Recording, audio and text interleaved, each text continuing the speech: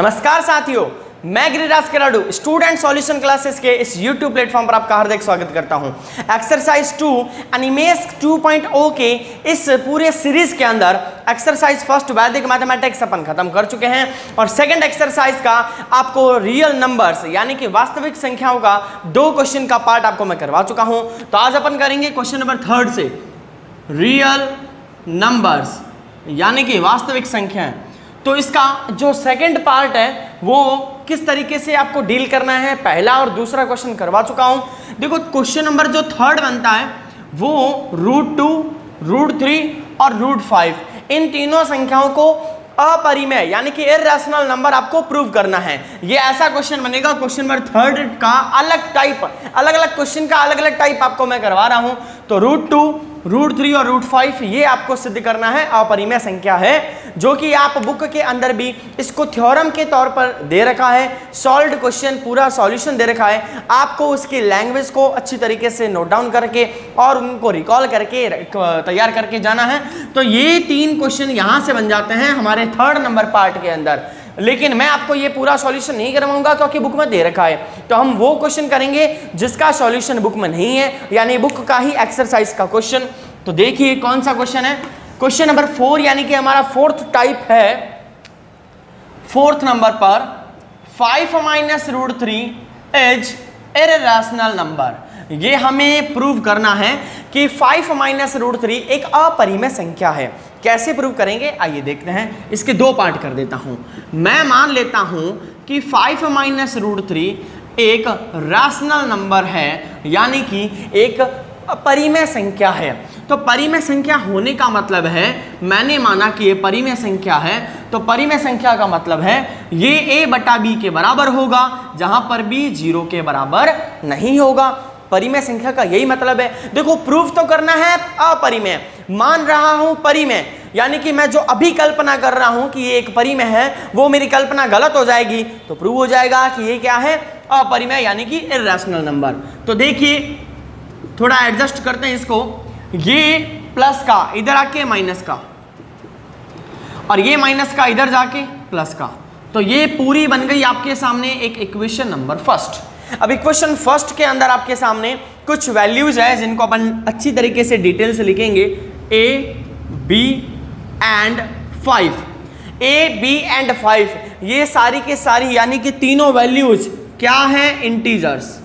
तो हम इनको लिखेंगे ये क्या है, इंटीजर्स। ओके, यानी कि a, b and 5 are integers. ये तीनों ही पूर्णांक है, ये तीनों संख्याएं क्या है, पूर्णांक। इसी के साथ 5 - a/b, 5 - a/b क्या हो गया, अगर ये a, b और 5 तीनों पूर्णांक है तो ये पूरा नंबर क्या बन जाएगा, रैशनल नंबर यानी कि परिमेय संख्या। 5 - a/b क्या बन गया, परिमेय संख्या। अब ये हमारी जो समीकरण नंबर 1 है इसको लिखेंगे अकॉर्डिंग टू इक्वेशन फर्स्ट, यानी कि समीकरण 1 के अनुसार। समीकरण 1 के अनुसार क्या हो गया, 5 - a/b, 5 - a/b।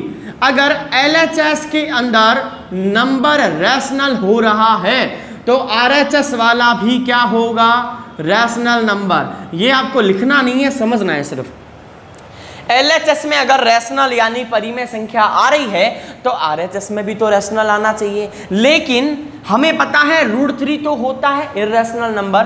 फिलहाल लिखेंगे according to equation first √3 will be also rational number, यानी कि समीकरण 1 के अनुसार √3 क्या बन रहा है, एक परिमेय संख्या बन रहा है। लेकिन बट वी नो दैट, हम जानते हैं कि, हम क्या जानते हैं, √3 इज इररेशनल नंबर, यानी कि √3 तो क्या है, एक परिमेय संख्या है। लेकिन यहाँ समीकरण 1 कह रही है कि ये तो परिमेय संख्या है वो अपरिमेय। तो यानी कि हमने स्टार्टिंग में जो इमेजिनेशन की थी, इमेजिनेशन यानी कि आप इसको इंग्लिश का एक और वर्ड हाइपोथेसिस के नाम से भी जान सकते हो, लिख सकते हो। हाइपोथेसिस यानी कि परिकल्पना। हमने जो प्रारंभिक परिकल्पना की थी, शुरुआत में स्टार्टिंग में जो हमने परिकल्पना की थी वो क्या है, गलत है, यानी कि रॉन्ग है। परिकल्पना गलत है, यानी कि हमने माना था 5 - √3 एक रैशनल नंबर है, जबकि निकल के क्या आ रहा कि वो है irrational. Now we can say that 5 - √3 is irrational number. तो ये आपको, अब देखो मैंने क्या किया है, मैंने यहाँ पर अपनी थोड़ी लैंग्वेज डाल दी है, साथ ही बुक की प्रॉपर लैंग्वेज नहीं लिखी है। बट आपको ऐसा नहीं करना, मैंने शॉर्ट में इसलिए लिखा है ताकि आप बुक से अच्छी तरीके से लैंग्वेज को लिख लो। देखो यहाँ पर कैलकुलेशन नाम मात्र भी नहीं है ना, छोटा सा पार्ट है, वो भी मैंने ऐसे ही करके दिखा दिया। आप यहाँ से डायरेक्ट कर सकते हो, यहीं से आप प्रूव कर सकते हो, कोई जरूरी नहीं है कि √3 को उधर भेजो, और भी ऑप्शन है, आप b का एलसीएम लेकर भी कर सकते हो। बट आपको इतना डीपली जाने की जरूरत नहीं है, बहुत ही आसान सा क्वेश्चन था, आपको इसको लैंग्वेज के थ्रू ही पढ़ना पड़ेगा। अगर आपने इसकी पूरी लैंग्वेज को अच्छे से दिमाग में बिठा लिया है तो आपको नंबर पक्के मिलेंगे। स्टार्ट करते हैं हमारे नेक्स्ट पॉइंट पर, यानी कि हमारा क्वेश्चन नंबर 5। तो मूव ऑन करते हैं क्वेश्चन नंबर 5 पर। इसको जल्दी से नोट डाउन कर लेना और बुक की लैंग्वेज को मत छोड़ना। एग्जामिनर आपका यही देखेगा कि आपको लैंग्वेज पे कितनी कमांड है, यानी कि आप बुक की भाषा को अच्छी तरीके से लिख पाते हो कि नहीं लिख पाते हैं। तो क्वेश्चन नंबर 5 पर आते हैं। देखो क्वेश्चन नंबर 5 जो है आपके एक्सरसाइज सेकंड का जो लास्ट पोर्शन बनता है वहां से मैंने लिया है। एक संख्या दे रखी है, एक नंबर दे रखा है जो कि है 15/1600। अब आप मुझे बताइए, क्या आप इस नंबर को बिना डिवाइड दिए सॉल्व कर दोगे? मैं आपसे चाहता हूं कि 15/1600 का आंसर निकाल के दो, लेकिन डिवाइड नहीं देना। तो आप कहोगे सर ऐसा तो पॉसिबल ही नहीं है, बट ये मैथमेटिक्स है, सब कुछ पॉसिबल है। लंबी विभाजन प्रक्रिया यानी कि लॉन्ग डिवीजन मेथड यूज करना ही नहीं है, उसके अलावा भी आंसर लाना है। तो कैसे लाया जाएगा?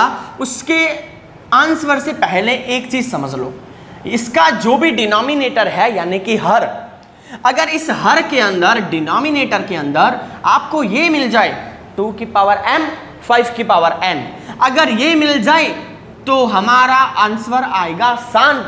शांत यानी कि टर्मिनेटिंग, शांत यानी कि टर्मिनेटिंग। अब आप कहो सर ये टर्मिनेटिंग शांत क्या होता है? इसका मतलब है जैसे मान लो मैंने लिखा 0.37, पॉइंट के बाद में नंबर फिनिश हो रहा है, आगे नहीं चल रहा है, तो ऐसी संख्याओं को अपन टर्मिनेटिंग नंबर्स यानी कि शांत संख्याएं या शांत दशमलव संख्याएं कह सकते हैं। अगर मैं इसके ऊपर बार लगा दूं या मैं ऐसे कर दूं 7777 dot dot dot dot dot, यानी 7 फिनिश नहीं हो रहा है, तो इस प्रकार के जो नंबर्स होते हैं उनको कहते हैं नॉन टर्मिनेटिंग यानी कि अशांत। ये अब अशांत की कैटेगरी में आएंगे। तो डिटेल में भी आपको मैं आगे की क्लासेस में करवा दूंगा। फिलहाल अपन हमारी सीरीज को आगे बढ़ाते हुए इस क्वेश्चन को फिनिश करते हैं। तो ये थी फॉर्मेशन जो कि नीचे अगर आ रही है तो ये शांत कहलाएगा। चलो चेक करते हैं क्या इस पर्टिकुलर क्वेश्चन के अंदर ये फॉर्मेशन लगेगी या नहीं लगेगी। तो साइड में अपन करेंगे 1600 का अभाज्य गुणनखंड प्राइम फैक्टराइजेशन। तो फैक्टराइजेशन आपको करने की जरूरत पड़ेगी यहाँ पर, तो 2 से डिवाइड देना बहुत आसान है, कर लोगे। मैं डायरेक्ट लिख रहा हूँ 2 की पावर 6। अच्छा यहाँ पर मैंने बोला था कि 2 की पावर 6 और 5 भी होना चाहिए, लेकिन साथ में कुछ और नहीं होना चाहिए, यानी कि 2 की पावर m हो और 5 की पावर n हो, कुछ भी हो सकता है। तो यहाँ पर आपको मिलेगा 2 की पावर 6 और 5 की पावर 2, इसके अलावा कुछ भी नहीं मिला, यानी कि ये क्या है 2 की पावर n और 5 की पावर n के रूप में है, ये इसके फॉर्मेशन में है। This question is in the form of this 2 की पावर m एंड 5 की पावर n। अब यहां पर आपको करना क्या है, ये अगर इस फॉर्मेशन में है तो हम इसको लिखेंगे ये क्या है शांत दशमलव यानी कि टर्मिनेटिंग डेसिमल फॉर्मेशन है। अब आप इसको सॉल्व करोगे तो सॉल्व कैसे करोगे? 15/2 की पावर 6 5 की पावर 2। अब आप मुझे बताइए क्या यहां पर दोनों की पावर बैलेंस है? इसके पास में 6 है, इसके पास में 2 है, इसके पास में इससे 4 ज्यादा है। ऐसा नहीं है कि इससे 4 छीन ले, ऐसा नहीं करना, इसमें 4 और दे दो। चलो इसको भी देते हैं और ऊपर वाले को भी देते हैं ताकि पूरा ही क्वेश्चन बैलेंस कंडीशन में रहे। तो ऊपर तो बन गया 15 × 5 की पावर 4, नीचे 2 की पावर 6 5 की पावर भी 6, बेस इक्वल है तो पावर को क्या करते हैं ऐड करते हैं, तो बेस इक्वल है पावर को ऐड किया 5 की पावर 6। अच्छा मैं एक काम करता हूं, इसको ऐसे कर सकता हूं, कोई दिक्कत है?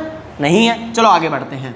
15 मल्टीप्लाई 5 की पावर 4, आपको पता है 5 की पावर 4 यानी कि 25 मल्टीप्लाई 25 625 625, और 625 को 15 से गुणा करोगे, यहां पर लिख देता हूं 15 इंटू 625 और नीचे बनेगा 10 की घात 6।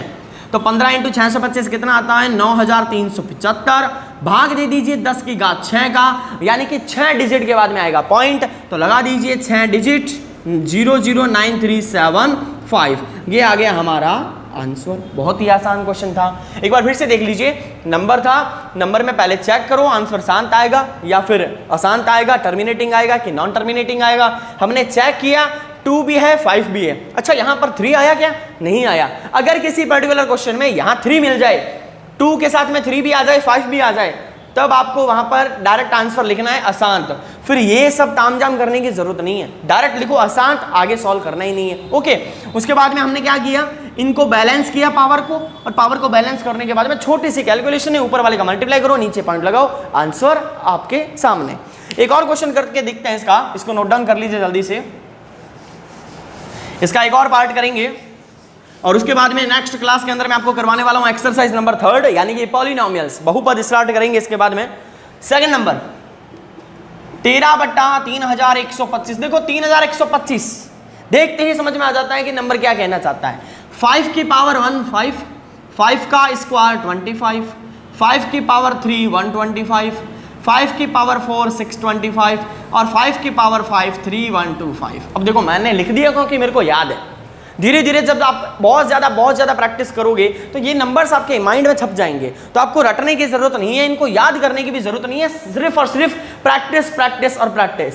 जितनी ज़्यादा प्रैक्टिस होगी उतनी ज़्यादा नंबर्स माइंड में बैठेंगे। तो आपको क्या दिखाई दे रहा है, 3125 5 की घात 5 है, तो बस यहाँ पर हमें डायरेक्टली 3125 की जगह पर लिखना है 5 की घात 5, तो 13/5 की घात 5।